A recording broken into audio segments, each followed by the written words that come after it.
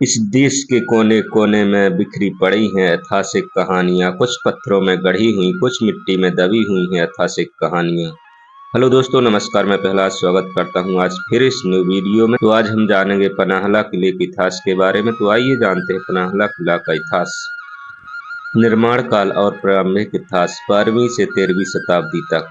पनाहला किले का निर्माण मुख्यतः शिलाहार राजाओं द्वारा 12वीं शताब्दी में प्रारंभ किया गया था।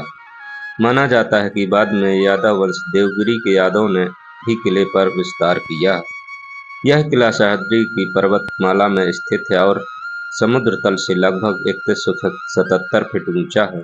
इसका रणनीतिक उद्देश्य था व्यापार मार्गों की सुरक्षा और कोल्हापुर और दक्षिण महाराष्ट्र पर नियंत्रण, सैन्य दृष्टि से दक्कन की रक्षा। बहमानी और आदिल शाही काल 1347 से 1674 तक। बहमानी सल्तनत का कब्जा। 14वीं शताब्दी के मध्य में यह किला बहमानी सुल्तनतों के अधीन चला गया। किले पर मुस्लिम स्थापत्य का प्रभाव इसी काल में बढ़ा। बीजापुर की आदिल शाही का शासन। बहमानी सल्तनत के विघटन के बाद पनाहला किला बीजापुर के आदिल शाहियों के पास चला गया। आदिल शाही ने किले को और मजबूत किया, जिनमें शामिल हैं विशाल किलेबंदी, खाई, सुगंधी मुख्यद्वार, गुप्त मार्ग, जल प्रबंधन प्रणाली। शिवाजी महाराज और पनाहला 1659 से 1689। शाहजी महाराज युवावस्था में। शिवाजी महाराज ने युवावस्था में पनाहला किले का उपयोग किया। यह किला उनकी सामरिक दृष्टि से अत्यंत महत्वपूर्ण था। 1659 से 1660। अफजल खान वध के बाद का महत्व। अफजल खान के वध के बाद आदिल शाही ने शिवाजी को रोकने के लिए सैन्य दबाव बढ़ाया। इसी दौरान पनाहला किला शिवाजी महाराज का प्रमुख आश्रय बना। 1660 पनाहला की ऐतिहासिक घेराबंदी। आदिल शाही ने सेनापति सिद्दी जोहर ने पनाहला को 5 महीने तक घेरा। इस घेराबंदी के कारण किले में भोजन और पानी की कमी, सैनिकों की थकान, जनता का संकट। पावन खिंड का इतिहास। किले से सुरक्षित निकलने के लिए शिवाजी महाराज ने रात में निकलने की योजना बनाई। इसमें बाजी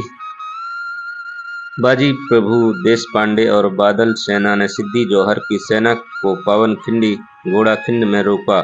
शिवाजी महाराज विश्राम गृह विश्रामगढ़ विशालगढ़ पहुंच गए।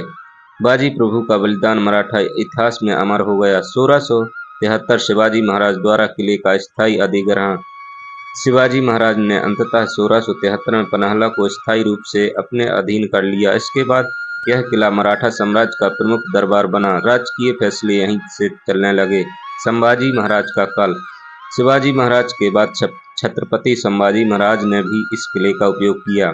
मराठा साम्राज्य और पनाहला 1700 से 1818 तक। राजा राम महाराज का महत्व। छत्रपति राजा राम महाराज ने भी पनाहला से शासन चलाया। किले पर कई बार मराठों, मुगलों, सिद्दी के बीच संघर्ष चलता रहा। टरारी घाटी और किले का व्यापारिक महत्व। किला कोल्हापुर कोंकण मार्ग पर होने से कार संग्रह और व्यापार नियंत्रण का केंद्र बना रहा। 1818 अंग्रेजों का कब्जा। पूरे देश में मराठा शक्ति के पतन के साथ 1818 में पनाहला किला अंग्रेजों के अधीन चला गया। आधुनिक काल 1818 आज तक। स्वतंत्रता के बाद किला महाराष्ट्र सरकार के अधीन में आया। अब यह ऐतिहासिक पर्यटन स्थल है। किले में अभी भी अनेक संरचनाएं हैं।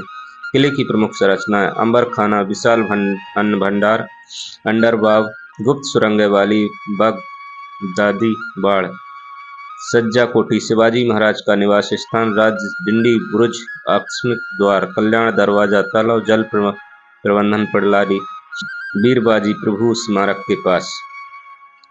पनाहला किले का स्मारक महत्व। सह्याद्री का सर्वोच्च रणनीतिक बिंदु। कोंकण करवीर मार्ग पर नियंत्रण, प्राकृतिक सुरक्षा, आसान पानी और भोजन भंडार, विस्तृत दीवारें और बस्तियां, 10 किलोमीटर तक फैला विशाल क्षेत्र। निष्कर्ष: पनाहला किला केवल एक सैन्य किला नहीं, बल्कि मराठा वीरता, शिवाजी महाराज की बुद्धिमत्ता, बाजी प्रभु जैसे सेना नायकों की शौर्य गाथा का प्रतीक। इस किले का इतिहास महाराष्ट्र और भारत के गौरवशाली अध्यायों में महत्वपूर्ण स्थान रखता है। चलिए दोस्तों, आज के लिए इतना ही। वीडियो पसंद आए तो लाइक शेयर सब्सक्राइब जरूर करें। मिलते हैं इसी प्रकार के नेक्स्ट वीडियो में। जय हिंद, वंदे मातरम।